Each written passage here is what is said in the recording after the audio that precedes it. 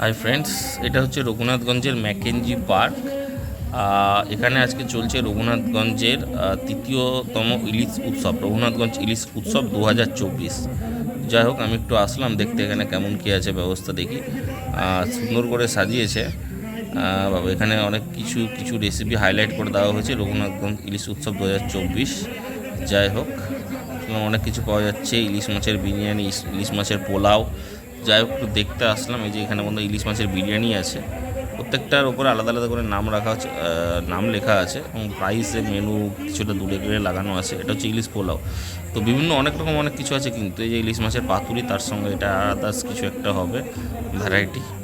যাই হোক, এটা কিছু আছে, এটা নর্মাল মনে হচ্ছে, আদার্স কিছু আছে। যাই হোক, তো এটা কি লেখা আছে, এটা কি লেখা আছে, এটা দই ইলিশ। আচ্ছা আচ্ছা, দই ইলিশ, এটা নামটা দেখা হয়নি, কিছু একটা ভালোই হবে।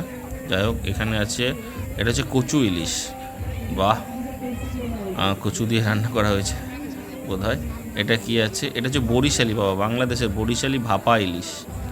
বাহ, এটা আছে ইলিশ পোস্ত।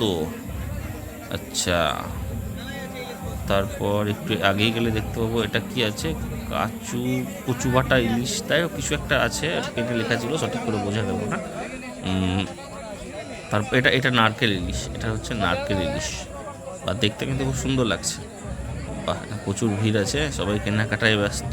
এখানটাতে টোকন দেওয়া হচ্ছে, পাশে কিছুটা আগালে মেনু কার্ড লাগানো, আজ এখানে কাটলেট তৈরি করা হচ্ছে, এই যে মেনুটা লাগানো আছে। এখানে কিন্তু প্রায় 16-17 রকমের মেনু দেওয়া আছে। হ্যাঁ, ভাত, ইলিশ আর তেল।